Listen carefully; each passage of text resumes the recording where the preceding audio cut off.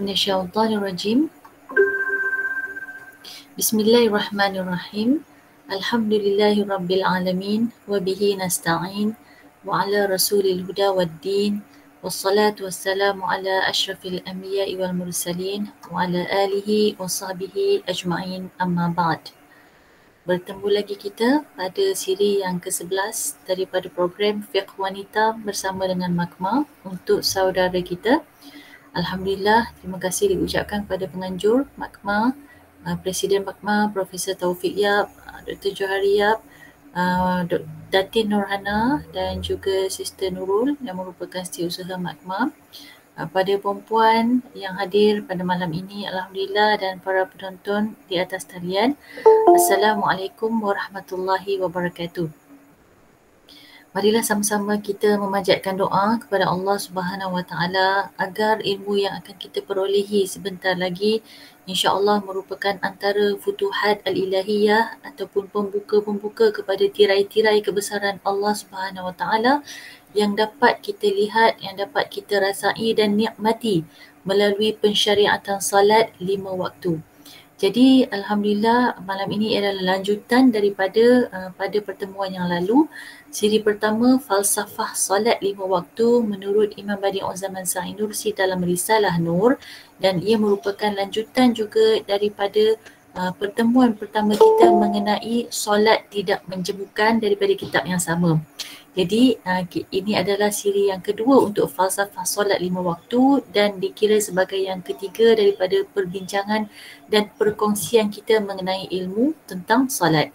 Untuk lebih memberkati majlis ilmu kita dan mudah-mudahan kita semua beroleh rahmat daripada Allah SWT, dimudahkan proses kefahaman oleh Allah SWT, marilah sama-sama kita berdoa dengan bacaan Ummul Kitab Al-Fatihah. A'udzubillahi minasyaitonirrajim. Bismillahirrahmanirrahim. Alhamdulillahirabbil alamin. Arrahmanirrahim. Maliki yaumiddin. Iyyaka na'budu wa iyyaka nasta'in. Ihdinas siratal mustaqim. Siratal ladzina an'amta 'alaihim ghairil maghdubi 'alaihim waladdallin. Amin amin ya rabbal alamin. Baik, Alhamdulillah, perempuan yang dirahmati Allah. Baik, kita teruskan insya-Allah dengan perkongsian pada malam ini. Slide yang akan saya paparkan sebentar lagi. Baik, berkenaan dengan sambungan falsafah salat 5 waktu. Jadi ini dia. Alhamdulillah, pada pertemuan yang lalu kita telah pun membincangkan beberapa perkara mengenai apakah sebenarnya hikmah daripada pensyariatan salat 5 waktu yang telah pun disebutkan di dalam Al-Quran surah Ar-Rum, ketetapan mengenai waktu-waktu solat tersebut yang dinyatakan dalam ayat 17 hingga 18. Sedikit saya sentuh untuk murajaah ataupun revision kita. Bismillahirrahmanirrahim. Fasubhanallahi hina tumsuna wa hina tusbihun. Maha suci, maka maha suci Allah SWT ketika petang dan ketika pagi. Walahul hamdu fis samawati wal ardi wa 'ashiyya wa hina tuzhirun. Dan baginya jugalah, iaitu Allah Subhanahu Wa Taala, segala pujian untuk apa yang ada di seluruh langit-langit dan juga bumi, begitu juga di waktu Isya dan juga di waktu Zuhur. Jadi demikianlah pensyariatan salat 5 waktu, dan ketetapannya adalah melalui dapat dilihat peredaran matahari yang telah ditentukan itu, bersamaan dengannya juga adalah ketentuan solat-solat daripada subuh, zuhur, asar, maghrib hinggalah isyak. Jadi di sebalik ketentuan tersebut ada rahsia-rahsianya. Dan kita juga telah berbincang ataupun kita telah bentangkan pada siri yang lalu, masih boleh ditonton melalui rakaman yang boleh dilihat dalam page ataupun channel yang sama ini. Permulaan perubahan yang penting pada setiap solat itu dia melambangkan kepada permulaan suatu perubahan, dan setiap perubahan itu adalah penting dan melambangkan kepada cerminan tasarruf ilahi, iaitu pelaksanaan urusan Allah yang agung. Maksudnya pada setiap perubahan itu melambangkan pelaksanaan urusan Allah Subhanahu Wa Taala, pengurusan yang telah ditetapkan dalam peredaran hari dan peredaran waktu sepanjang masa, sepanjang zaman. Baik, Kemudian daripada solat itulah kita dapat lihat peredaran waktu itu, dapatlah kita lihat tempat pemantulan ihsanat kulliyah ilahiyah, iaitu di sana pada setiap waktu solat itu kita dapat lihat anugerah Allah yang menyeluruh dan mencakupi pelbagai aspek dalam kehidupan kita. Jadi kita dapat lihat di dalam solat itu, apabila kita bicarakan, insya-Allah kita akan temui ada 5 noktah yang berkaitan dengan falsafah solat 5 waktu. Dan apabila kita berbicara tentang noktah ini, jangan lupa bawalah bersama nafsu yang ada dalam diri kita untuk turut sama menghayati dan merasai apakah sebenarnya falsafah di sebalik 5 waktu tersebut. Jadi pada pertemuan yang lalu kita telah bahaskan bahawa pada salat itu ada 3 asas yang merupakan noktah pertama, iaitu asas mensucikan Allah yang kita sebut sebagai subhanallah. Dalam solat kita beberapa tempat kita akan baca subhanallah, dan kita mengagungkan Allah melalui lafaz Allahu Akbar, dan kita sentiasa bersyukur pada Allah SWT melalui lafaz Alhamdulillah. Dan itulah intipati salat. Subhanallah, Alhamdulillah, subhanallah merupakan tasbih, Allahu Akbar merupakan takbir, dan Alhamdulillah merupakan tahmid. Puji-pujian kepada Allah. Dan inilah yang disebut menurut Imam Sa'inusi sebagai benih-benih salat. Kenapa dia benih? Kerana dia akan tumbuh, dia akan mekar, dia akan segar, dia akan membajai hati kita dan melahirkan, menghadirkan rasa ketenangan, rasa keimanan dan juga rasa kekuatan pada diri kita. Jadi seperti pohon yang kuat datang daripada benih yang lemah, maka benih itu datangnya dalam takbir, tasbih dan tahmid melalui solat kita. Manakala noktah yang kedua telah pun kita sebutkan pada siri yang lalu, solat itu adalah seperti suatu sifat kehambaan di mana kita menyembah Allah yang maha agung, yang maha hebat dengan rasa penuh ta'ajub dan kasih sayang kepada Allah terhadap kesempurnaan kerububiahan Allah dan juga kudrat Allah yang kekal abadi serta rahmat Allah Subhanahu wa ta'ala. Dan keadaan tersebut dapat dihadirkan apabila kita sebagai hamba melihat kekurangan pada diri kita, kelemahan pada diri kita dan juga kefakiran kita yang sentiasa memerlukan kepada Allah yang Maha Esa, yang Maha menyayangi dan memberi rahmat. Pada noktah yang ketiga pula, kita telah tekankan dan telah pun membaca bagaimana gambaran solat itu adalah seperti mana kecilnya manusia dalam alam semesta yang sangat besar ini. Kemudian Al-Fatihah yang kita baca dalam solat itu merupakan gambaran cahaya bagi Al-Quran. Begitulah kita solat dalam kehidupan harian kita ini merupakan intisari nurani yang syumul bagi semua jenis ibadah yang lain. Jadi kalau kita perhatikan, insya-Allah pada masa-masa akan datang kita boleh fahami lagi bagaimana pada solat itu dia berkait dengan segala jenis ibadah-ibadah yang kita lakukan sepanjang hari. Masya Allah, dia merupakan warna-warna ibadah yang indah bagi semua makhluk dan dia berkait dengan segala yang ada di muka bumi ini. Pada noktah yang keempat, kita telah gambarkan, ya, baik kita bagi yang masuk dulu. Boleh masuk ke? Kalau tak ada yang tak boleh masuk, tolong bagi tahu ya. Baik. Pada noktah yang keempat, kita telah gambarkan bagaimana pada jarum, jam, saat dan juga minit yang ada di dalam sebuah putaran jam itu saling berkait dan saling mengambil tempat satu sama lain, saling mengambil kedudukan satu sama lain. Setiap satu jarum itu akan melalui nombor-nombor tersebut. Ia juga menggambarkan satu sama lain. Jadi demikianlah juga di dalam alam dunia ini yang merupakan sebenarnya kalau kita lihat putaran alam ini seolah-olah ianya adalah jam besar Allah Ta'ala. Putaran siang dan malamnya, dalam mengira saat dan tahun-tahunnya, mengira minit dan juga jamnya, kemudian peringkat umur insannya, semua itu adalah berkait dalam putaran jam ini yang seperti putaran alam semesta. Jadi kalau kita lihat jam ini saling menjaga satu sama lain, kita juga mendapati bahawa putaran kehidupan alam kita juga saling menjaga satu sama lain. Dan di sini kita telah berhenti pada minggu lepas. Kita telah baca sedikit sebanyak mengenai hikmah pada setiap waktu.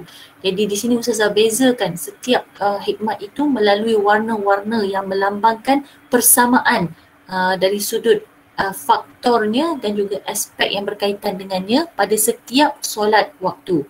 Waktu solat subuh, kita telah sebutkan sebelum ini, kalau kita kiaskan dengan peredaran musim kita dapati ibarat solat subuh ini permulaan musim bunga. Apabila bunga hendak mula mekar waktu subuh, apabila cahaya matahari sebentar lagi akan terbit. Di situlah detik kehadiran manusia di alam rahim ibu, kerana alam itu gelap seperti gelapnya subuh. Tapi dia sudah bersedia untuk dilahirkan di muka bumi ini. Berpindahnya manusia yang berasal daripada alam ruh yang lebih jauh lagi daripada alam rahim ibu, lalu Allah titipkan ke dalam alam rahim ibu, bermakna dia sudah bersedia untuk dilahirkan.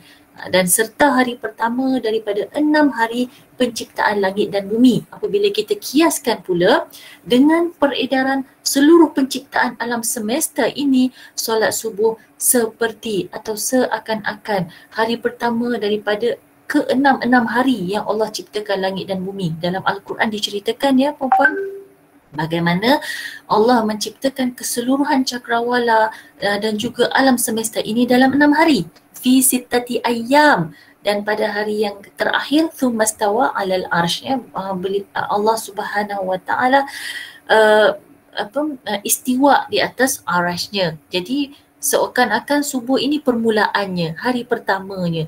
Dan daripada situ apabila kita kiaskan dengan Allah SWT, kita akan dapati ia seakan-akan mengingatkan kita bahawa urusan-urusan ilahi yang terdapat padanya. Ada urusan Allah ya pada proses ini nanti. Kalau waktu zuhur, bila kita kiaskan dengan musim yang warna biru saya highlight tu, kalau tadi adalah subuh permulaan musim bunga, maka zuhur ialah mengisyaratkan pertengahan musim panas.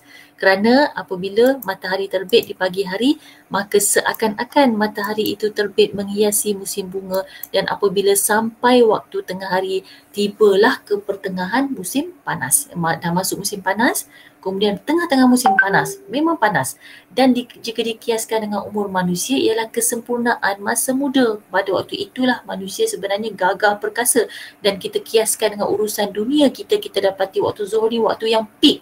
Kalau tadi pagi kita baru mulakan kerja, petang akan berakhir kerja, zuhur itu adalah waktu kita akan berada di klimat, akan dapat tercapaikah target kita pada hari ini kerana kita sudah tiba di separuh waktu.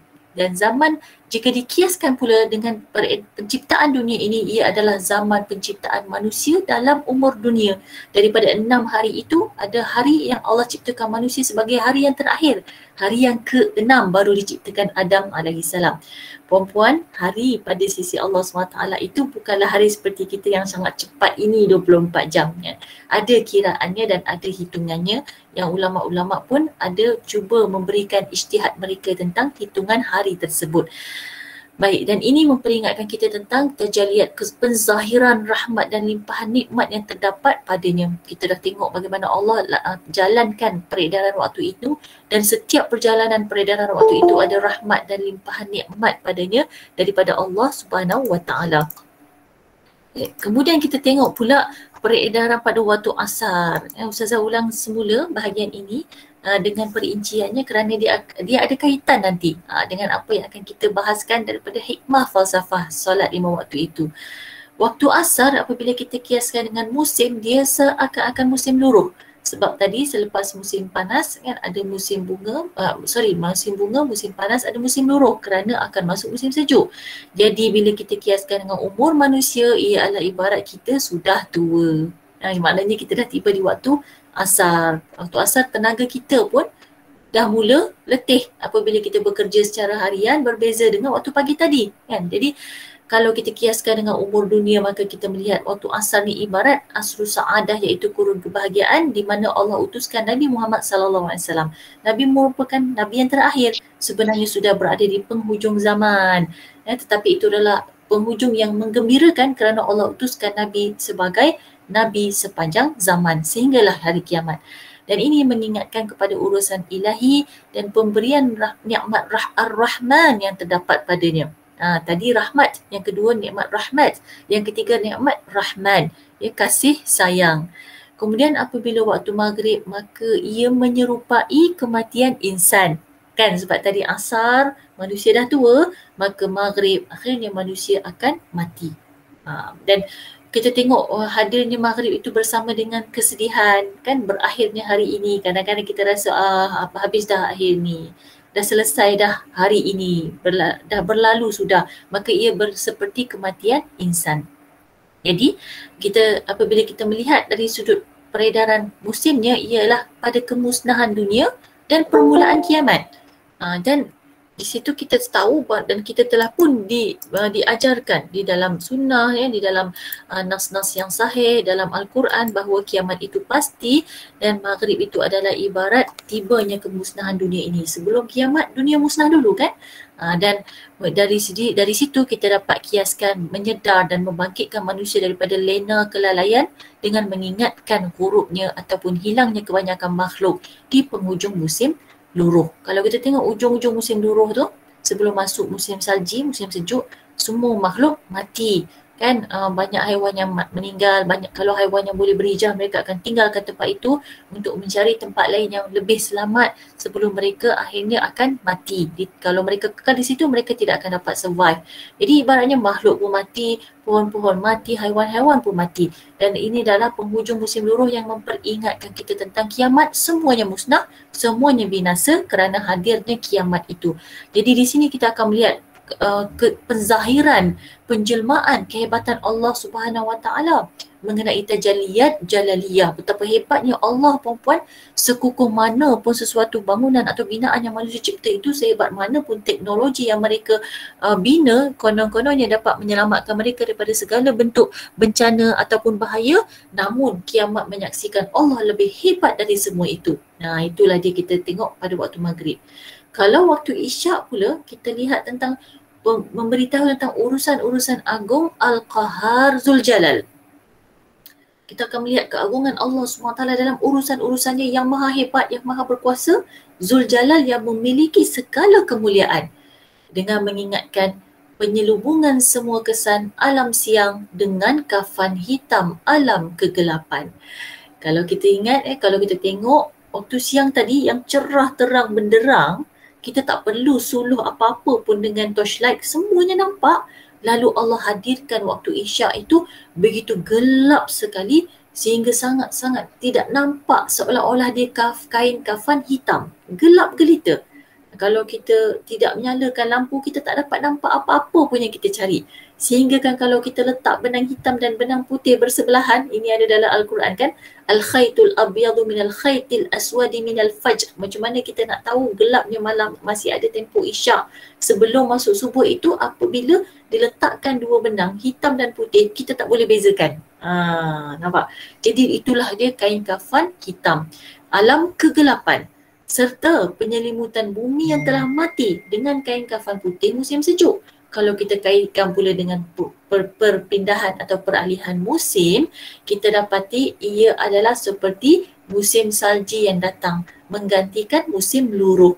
Jadi tadi musim luruh semua mati, kemudian datang kesejukan yang teramat sangat, salji pun meliputi alam, maka ia kelihatan seperti kain kafan putih.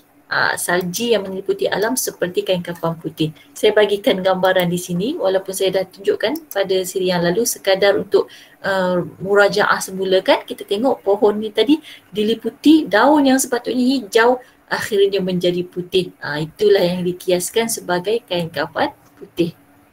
Baik, itu adalah kiasan daripada isyak tu tadi, dan ia termasuk kepada jejak-jejak peninggalan insan yang telah mati dan kemasukannya di bawah tirai kelupaan, iaitu dia masuk ke alam barzah. Orang yang mati pada satu ketika dia akan ditidurkan sebentar. Kita di secara alam dunianya kita melihat dia sudah tidak bergerak, dia sudah meninggalkan kita, dan dia ketika beralih ke alam barzah itu dia ditidurkan seketika, kemudian dia akan disedarkan. Apabila dia sedar, dia akan baru tahu bahawa dia mati, dan itu mengambil masa untuk dia tahu.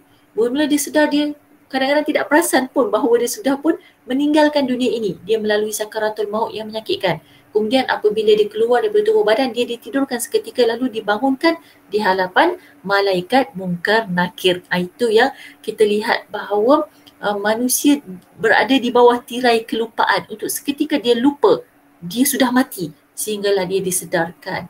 Lalu disoal oleh malaikat Munkar Nakir. Dan ia adalah penutupan dunia yang menjadi medan ujian ini buat selamanya. Apabila sudah berpindah ke alam barzakh, seolah-olah adanya waktu isyak yang gelap gelita ini, dia telah berpindah ke alam barzakh, dia sudah berakhir, segala ujian tiada lagi. Dan itulah medan pengakhir ujian buat selama-lamanya, kerana orang yang sudah berpindah ke alam barzakh tidak akan kembali ke dunia lagi. Baik, kita teruskan lagi dengan peredaran waktu, iaitu tahajud pada waktu tengah malam, kan?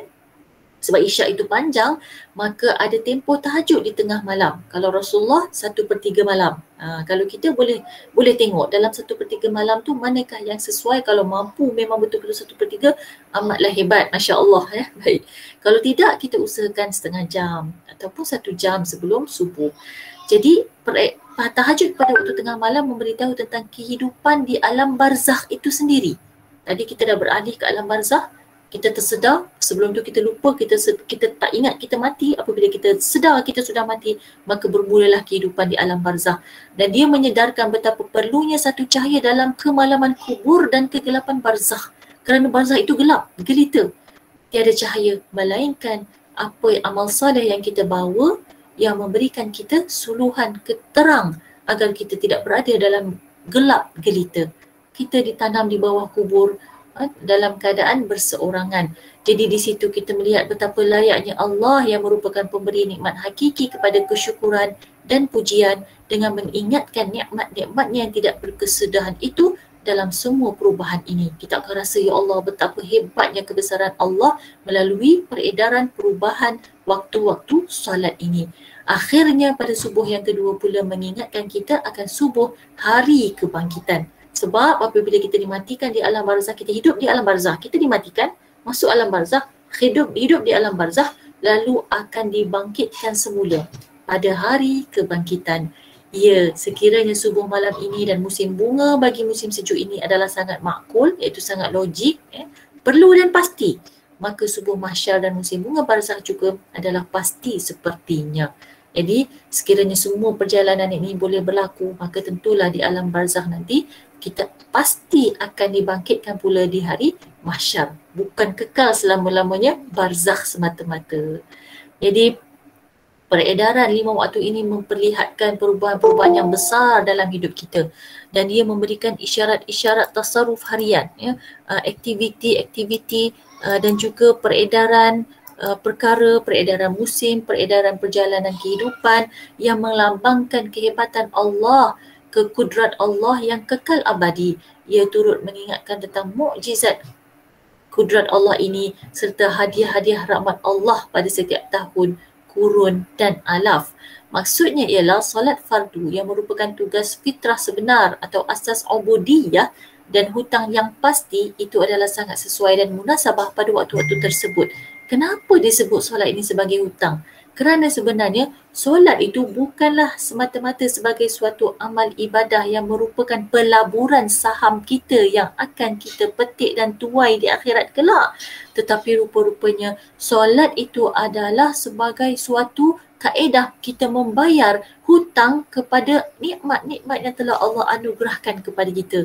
Masya Allah, kalau kita hitung semula nikmat yang telah Allah titipkan dan berikan kepada kita sepanjang hayat kita hidup di muka bumi ini, tersangatlah banyak. Kalau dikirakan satu persatu, kan, kita boleh tengok lagi insya Allah di masa-masa akan datang. Kita akan baca lagi daripada Risalah Nur, nikmat-nikmat yang telah Allah anugerahkan pada kita dalam pelbagai aspek kehidupan, daripada sekecil-kecil hingga sebesar-besarnya kita dapati terlalu banyak.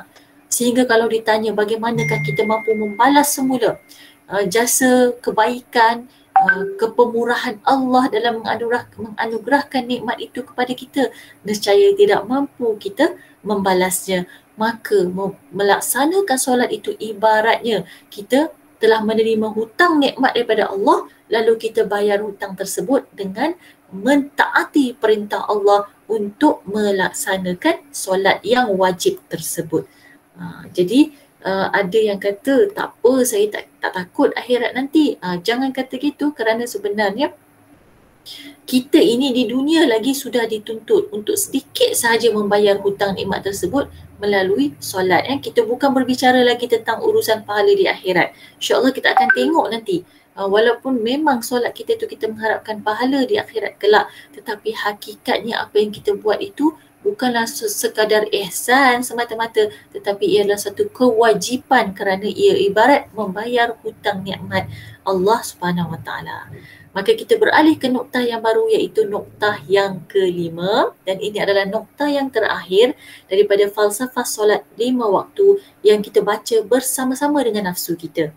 Kita bawa nafsu kita ni sebab kita nak didik dia supaya dia memahami nilai falsafah pada solat tersebut, dan selepas ini insya-Allah kita akan jadi lebih rajin dan kita akan lebih menghargai lagi kewajipan melaksanakan solat 5 waktu.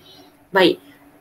Pertama sekali, apabila kita tengok diri kita dengan nafsu kita, secara fitrahnya insan adalah terlalu dhaif.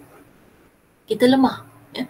Walhal semua benda mengganggu, mempengaruhi dan menyakitkannya. Kalau kita perhatikan, daripada kita buka mata hinggalah kita menutup mata, daripada apa yang ada di persekitaran kita, di dalam rumah, di luar rumah, maupun di jalan raya dan di tempat kerja, kan? Sehinggalah kita kembali semula ke rumah. Ada banyak perkara dalam kehidupan kita ini yang merupakan suatu perkara yang kita anggap sebagai agak menguji diri kita. Itu yang disebut sebagai mengganggu. Kadang-kadang perkara itu mengganggu kita. Contoh, melihat keadaan yang bersepah mungkin sedikit mengganggu kita. Mengapa bersepah? Contoh kan. Dan lain-lain sebagainya. Mempengaruhi, ada perkara-perkara yang berlaku yang di sekitar kita yang mungkin sebenarnya kita tidak ingin perkara itu terjadi, tetapi apabila ia terjadi, ia akan mempengaruhi kehidupan kita. Contohnya, kerana ada orang yang membakar sampah, maka asapnya itu masuk ke dalam rumah kita, bahkan bilik kita. Maka dia mempengaruhi suasana kedamaian kita. Begitu juga dengan perkara-perkara lain, dan juga menyakitkan. Menyakitkan di sini maksudnya dalam kehidupan kita tentu kita pernah berpengalaman dan merasai bagaimana sesuatu situasi, keadaan ataupun perubahan itu mampu memberi kesan yang agak menyakitkan pada diri kita. Tiada manusia yang normal yang tidak pernah terlepas daripada ujian kesakitan. Dan boleh jadi sakit itu juga datang daripada kesakitan fizikal, kesakitan dalam mental ataupun di dalam jiwa kita. Dan itu adalah perkara-perkara yang sebenarnya fitrah bagi manusia. Rasa sedih, rasa rindu yang teramat sangat, rasa kesal, rasa menyesal dan lain sebagainya. Semua itu ada perkara-perkara yang boleh membawa kepada kesakitan pada diri manusia. Dan tidak ada siapa pun yang boleh lepas daripada fitrah ini. Tidak ada siapa yang boleh kata saya sihat walafiat, alhamdulillah, tak pernah rasa sakit. Saya tak pernah rasa terganggu. Saya selalu okey. Saya selalu life happy. Tidak mungkin, kan? Baik, itu hakikatnya. Yang kedua, kalau kita tengok manusia ini tadi fakir, yang tadi daif, kita juga adalah sangat lemah. Walhal musibah dan musuhnya amat banyak. Kan kita ada banyak ujian yang menimpa kita. Ujian-ujian yang datang daripada pelbagai aspek dan juga faktor-faktor yang berlaku dalam kehidupan kita. Kita juga ada musuh yang amat banyak. Yang paling nyata, musuh yang paling nyata tetapi paling tidak nampak ialah syaitan itu sendiri. Syaitan merupakan musuh yang Allah telah tetapkan dalam Al-Quran sendiri, dan Allah beritahu pada kita bukan lagi rahsia. Sesungguhnya inna syaitana lakum aduwwum mubin. Inna syaitana lakum aduwwum. Inna syaitana lakum aduwwum. Sesungguhnya syaitan itu adalah bagi kamu musuh yang nyata. Dan bilangan mereka adalah sangat ramai, puan-puan. Dan ketua syaitan itu sendiri iaitu iblis minta pada Allah agar dipanjangkan umurnya sehingga ke hari kiamat. Manakala mereka lahir dengan sangat ramai dan matinya tidaklah begitu ramai, umurnya pula sangatlah panjang. Jadi betapa ramainya musuh kita. Kalau kita baru kira syaitan sahaja. Belum kira lagi nafsu syahwat kita. Manusia ini dibekalkan dengan berpuluh-puluh jenis rasa. Yang mana rasa ini apabila tidak dikelola oleh akal dengan baik, maka dia akan tunduk dan menuruti bisikan hawa nafsunya. Dan ini memang diceritakan dalam Al-Quran. InsyaAllah ada masa akan datang, saya akan bacakan pula bahagian-bahagian yang memberitahu kita, memperkenalkan diri kita tentang nafsu kita, syahwat kita, roh kita, jiwa kita dan lain sebagainya, insyaAllah. Jadi manusia pada hakikatnya memang lemah. Dan musuh kita tak terhingga. Kalau kita sebut pula pada perkara yang nampak, kita akan dapati contoh musuh kita nyamuk Aedes sehingga boleh membahayakan manusia, sehingga boleh ditimpa sakit denggi. Itu contoh. Musuh yang nyata lagi, contohnya biawak, Kadang-kadang biawak datang daripada longkang yang besar ke, ular, haiwan-haiwan yang berbisa kan, haiwan-haiwan yang mengotorkan, contohnya lalat dan lain sebagainya. Itu semua antara musuh-musuh kita. Jadi kalau nak dihitung, maka tak terhitunglah dengan jari kita ini betapa sebenarnya ramai musuh manusia. Ini bukannya kita bergaduh dan berperang dengan orang, tetapi ini adalah yang paling asas sekali apabila kita bercakap tentang kehidupan yang paling fitrah sekali, kita adalah sangat lemah. Padahal ujiannya banyak dan musuhnya juga ramai. Baik, poin yang ketiga, mari kita lihat diri kita. Kita ini terlalu fakir. Walhal hajat-hajatnya amat banyak. Manusia ini sangat memerlukan banyak keperluan kita sebenarnya. Sampai ke tahap tertentu, kalau kita nak kira segala keperluan dan kita nak cuba penuhi segala keperluan, kita dapati diri kita sebenarnya fakir. Fakir dalam arti maksud kita sebenarnya memerlukan kepada rezeki Allah, memerlukan kepada bantuan-bantuan daripada manusia lain, makhluk-makhluk lain, dan kita memerlukan bantuan daripada teknologi. Maknanya apa saja yang membawa maksud kepada memenuhi hajat dengan memerlukan kepada selain daripada diri kita sendiri, itu disebut sebagai fakir. Dan hakikatnya sekiranya kita bergantung, mengharapkan segala aspek dan entiti lain yang wujud di sekitar kita, kefakiran kita teramatlah banyak dan tidak dapat pun dipenuhi oleh semua yang ada di sekitar kita. Melainkan kita kembali kepada pemilik kepada segala yang ada di sekitar kita ini, iaitu Allah Subhanahu wa Ta'ala. Kerana dialah yang mencipta, dialah juga yang maha memberi. Maka mintalah daripada yang maha memberi, kerana hakikatnya kita semuanya adalah fakir kepada yang mencipta dan yang memberi itu. Poin yang keempat, manusia pada hakikatnya adalah malas serta sebenarnya tidak berupaya. Serajin-rajin manusia pun ada waktu-waktunya dia pasti akan merasakan penat, ingin berehat dan ada rasa malas untuk meneruskan tugas. Kerana keletihan tersebut, maka dia perlukan tempoh waktu untuk mengembalikan tenaganya. Walhal taklif, tanggungjawab hidup amat berat. Manusia jika dia fikirkan dan dia senaraikan segala tanggungjawab hidupnya, maka subhanallah akan rasa amat berat dan rasa tidak terpikul, tidak terdaya untuk dilaksanakannya. Meskipun sekiranya manusia itu andainya ada, dia terlalu rajin dan tidak pernah malas sekalipun, dia tidak akan dapat memenuhi segala tanggungjawab itu dengan sempurna. Apatah lagi apabila manusia ditimpa keadaan letih dan penat, maka dia ada kemalasan. Baik, itu kan hakikat fitrah yang keempat. Kita tengok pula yang kelima, kemanusiaan juga telah menghubungkannya dengan alam semesta. Kita sebagai manusia, kita merupakan satu unit yang kecil daripada seluruh kejadian alam semesta yang sangat besar ini. Justru kita ini ada kaitan dan ada hubungan dengan alam semesta di sekitar kita. Kita ada hubungan dengan pokok, kita ada hubungan dengan rumput yang kita pijak, ada hubungan dengan tanah, dengan haiwan-haiwan yang ada di sekitar kita. Walhal kehilangan dan perpisahan semua perkara yang disayangi dan disenangi sentiasa menyakitkannya. Kita ada hubungan dengan saudara mara, dengan kaum keluarga, dengan sahabat handai apabila kita berpisah dengan mereka. Berpisah dengan pokok kesayangan kita. Mungkin ada yang suka tanam pokok, suka tanam bunga. Berpisah dengan haiwan kesayangan kita. Dan apatah lagi dengan insan-insan yang disenangi dan disayangi, maka bayangkanlah betapa menyakitkan perpisahan itu. Jadi ini adalah keterkaitan manusia dengan alam semesta. Justru apabila kita ditimpa kesakitan dan kesedihan, bukankah kita memerlukan sesuatu yang menghiburkan dan menenangkan?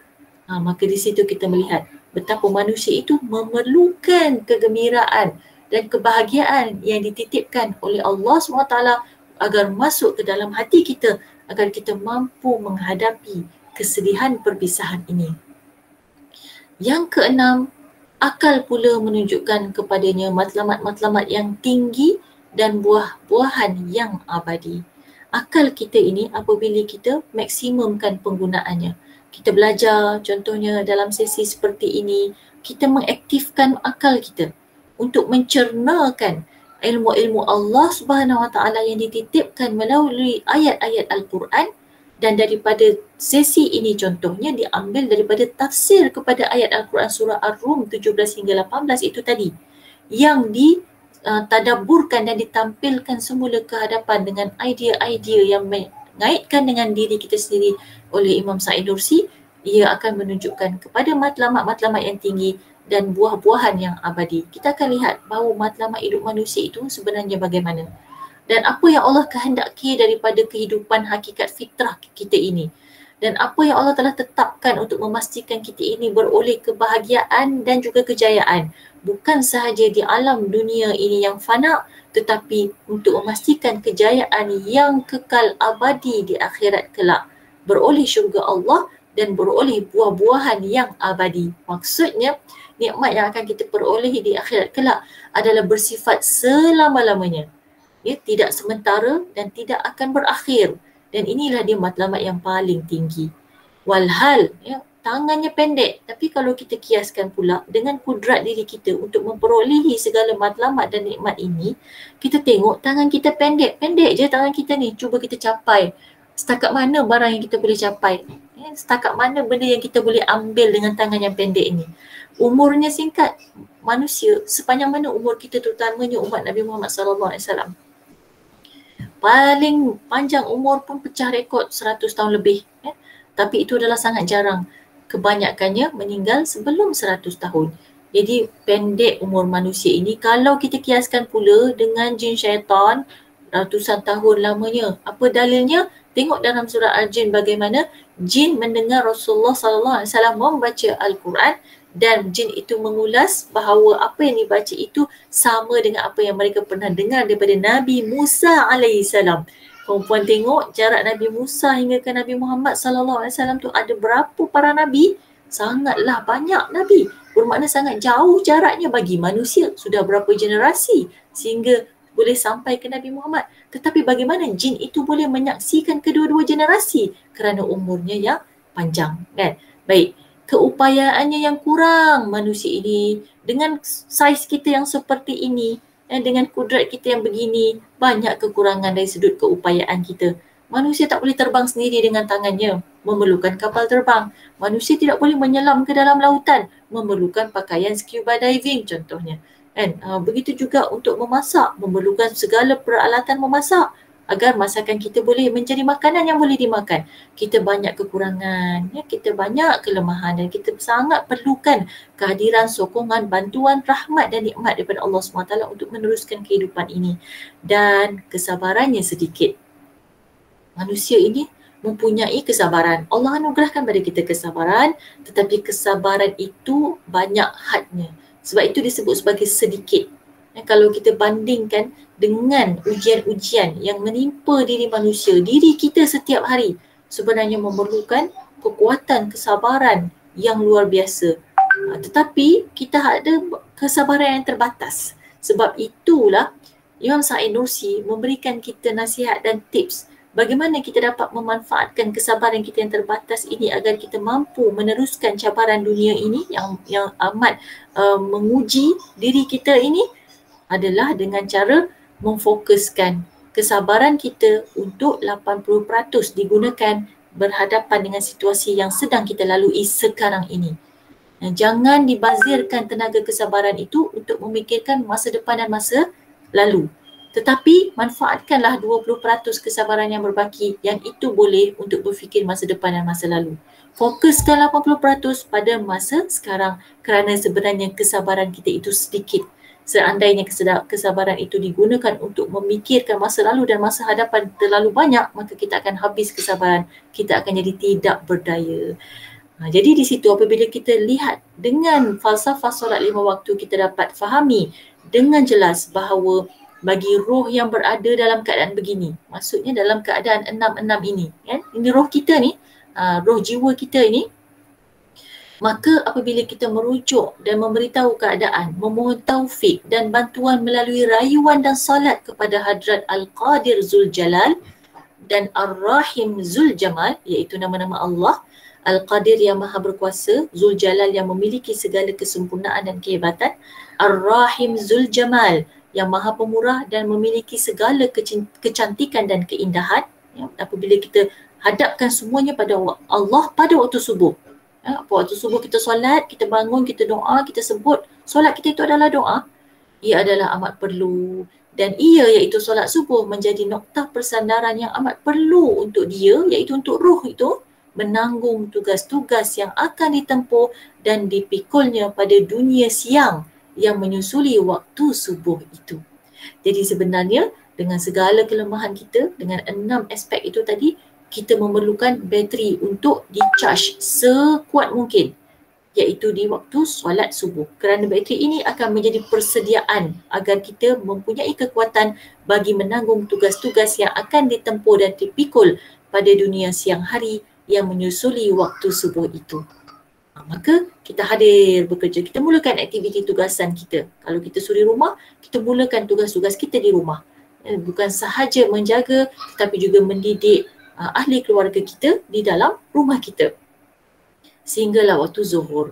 Pada masa waktu zuhur itu ialah detik-detik kesempurnaan siang. Masa tu matahari pun panas terik, dah nampak semua perkara, dah tak ada perkara yang samar-samar tidak kelihatan.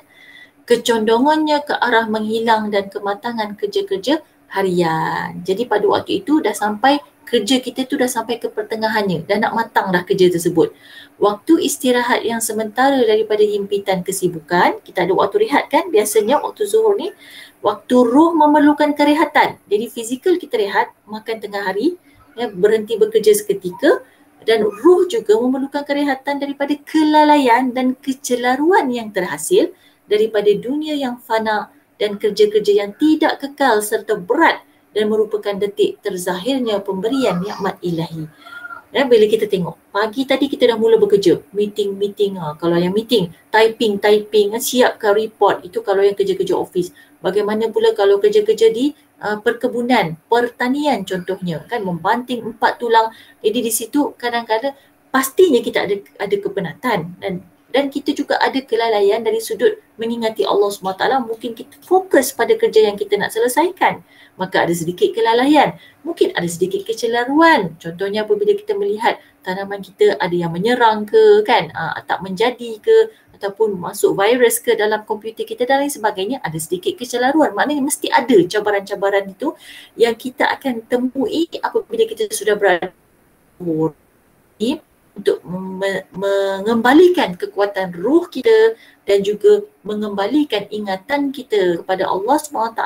Kita laksanakan solat zuhur, dan sebenarnya ia merupakan detik terzahirnya pemberian nikmat ilahi. Jadi di sebalik segala kepayahan yang kita lalui sepanjang bekerja di pagi itu, apabila kita solat zuhur, kita akan terbayang, kita akan teringat, kita akan bersyukur, Alhamdulillah ya Allah, semua itu adalah ujian, dan ujian itu adalah nikmat darimu ya Allah. Kita dapat kekuatan semula untuk meneruskan lagi kerja dan aktiviti kita selepas zuhur.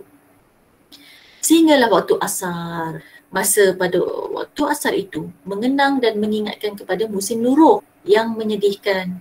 Memang bila asar kita dah habis masa, dah habis dah kerja, ya, kita dah Alhamdulillah takat inilah yang kita boleh buat untuk hari ini, maka kita akan memulakan fasa baru. Ibaratnya kita adalah masuk ke musim tua, masa tua. Ya, memang masa muda dalam masa yang menyeronokkan. Tadi kan pagi tengah hari kan, dan tengah hari itu kemuncaknya. Tapi bila masuk ke masa tua, dia ada rasa sayu. Sebab kita telah menginjak contohnya 50-an, kepala 5, kepala 6 contoh kan. Dan ia ibarat musim akhir zaman yang memilukan. Kita kalau tengok sekarang duduk di akhir zaman, macam-macam tanda akhir zaman yang Rasulullah sebut dah terjadi. Sebenarnya kita ada rasa pilu. Kalau saya perhatikan apa yang terjadi di Syria, Nabi dah sebut kan, Allah SWT memberi keberkatan kepada ahli Syria dan ahli Syam dan ahli Yaman. Kita tengok Yaman bagaimana kesusahan, kan? Ada rasa pilu sebenarnya di akhir zaman ini.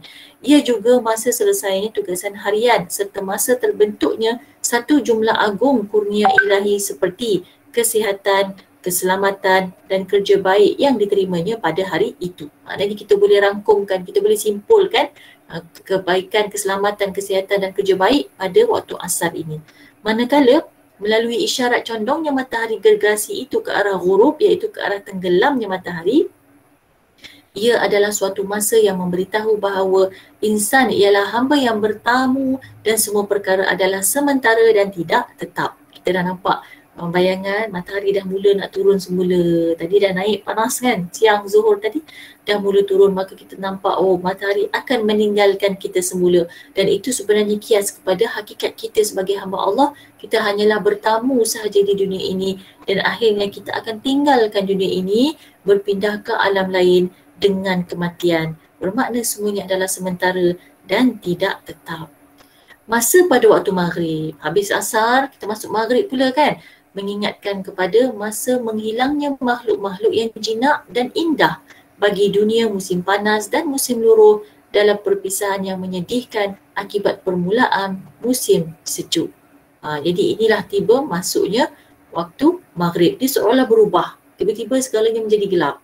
Tadi zuhur dan asar masih nampak, boleh tengok dengan jelas, tapi apabila tiba maghrib maka dia berubah. Ada rasa kesayuan, berakhirlah hari ini. Dan ibarat orang yang habis musim luruh dan masuk ke musim sejuk, biasanya dia akan rasa sedikit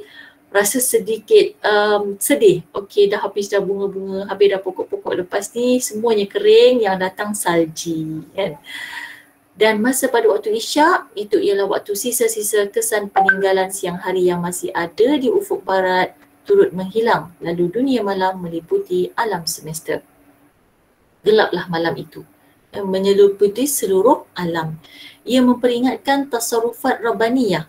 Jadi ini mengingatkan kita tentang tasarrufat, ada perubahan-perubahan yang dilakukan oleh Allah SWT sebagai Tuhan, yang mana Allah itu adalah Al-Qadir Zul Jalal, yang merupakan muqallibul laili wan nahar, iaitu pengubah malam dan siang. Di situ kita melihat kekuasaan Allah.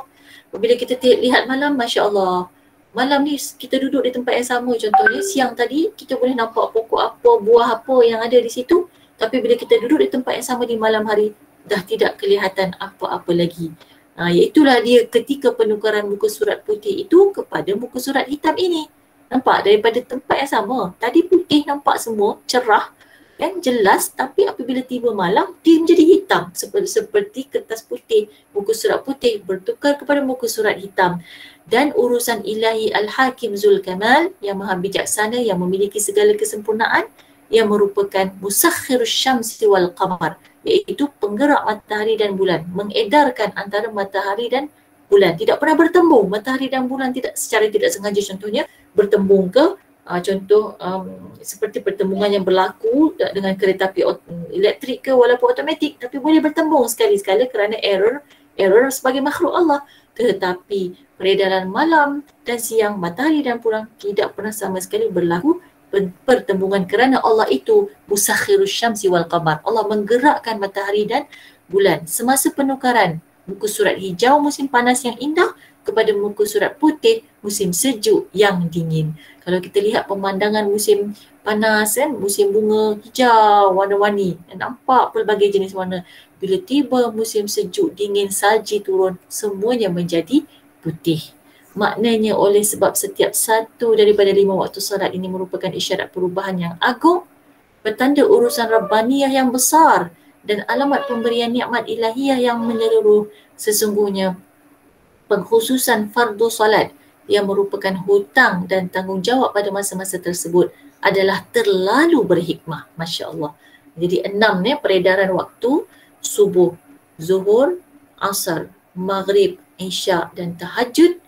Semuanya itu mempunyai hikmah yang terlalu besar, dan solat merupakan suatu hutang dan tanggungjawab.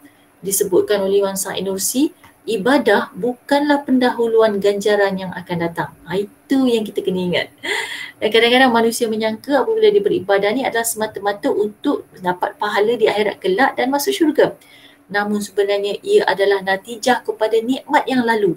Rupa-rupanya perempuan, kita beribadah, terutamanya solat 5 waktu ini, adalah sebagai suatu kaedah kita membayar hutang kepada segala nikmat yang sudah kita perolehi di masa lalu. Iaitu nikmat oksigen, contoh Allah bagi kat kita, nikmat makan, nikmat dapat merasai kelazatan kehidupan. Kalau orang dihilangkan nikmat tersebut, maka dia tidak akan dapat merasainya. Tapi kita diberikan pelbagai nikmat lain, meskipun nikmat satu hilang, ada lagi nikmat-nikmat lain yang banyak. Semua itu adalah sesuatu yang kita mesti bayar. Ia ibarat hutang, kerana itulah kita bayar. Bayaran kita adalah melalui salat. ya kita telah mendapat bayaran kita. Sebenarnya kita dah dapat nikmat dulu, baru kita disuruh solat. Nikmat itu adalah seakan-akan bayaran daripada Allah SWT di dunia ini.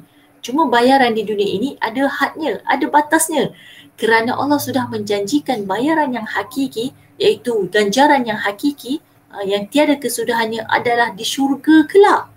Maka di dunia ini sekurang-kurangnya bayarlah dulu hutang. Janganlah sampai kita mempunyai hutang. Maka kita dipertanggungjawabkan dengan khidmat dan ibadah.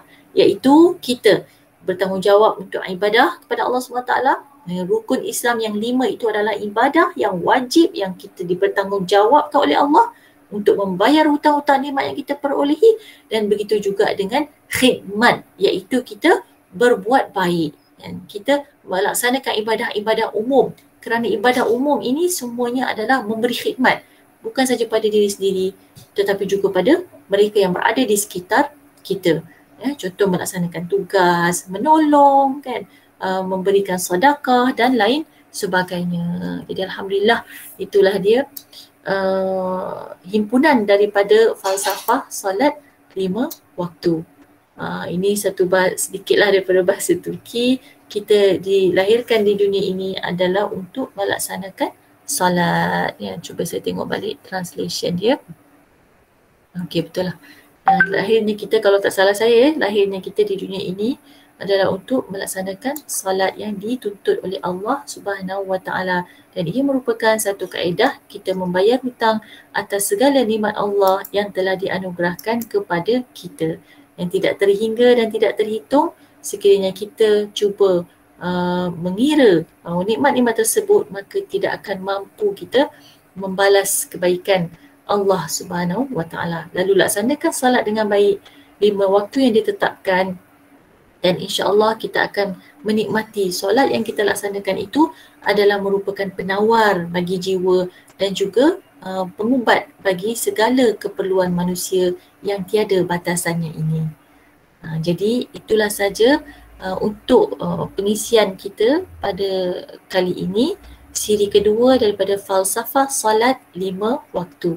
Dengan ini alhamdulillah kita telah selesai membahaskan mengenai solat tidak menjemukan dan falsafah solat di sebalik 5 waktu yang telah ditetapkan oleh Allah Subhanahu Wa Taala. Kesimpulannya, manusia itu dialah yang memerlukan solat, dialah yang memerlukan Allah Subhanahu Wa Taala, kerana solat itu akan melengkapkan ke-6 daripada aspek kelemahan hidup manusia, dan solat itu akan menjadi penawar kepada segala keperluan, kesakitan dan segala jenis bentuk ujian yang kita rasai, dan semuanya itu adalah daripada Allah Subhanahu Wa Taala. Jadi sekian dulu untuk penerangan dan juga perkongsian ilmu untuk tajuk ini. Wallahu ta'ala a'la wa a'lam. Subhanaka la ilma lana illa ma 'allamtana innaka antal alimul hakim. Wa akhiru da'wana anil hamdulillahi rabbil alamin.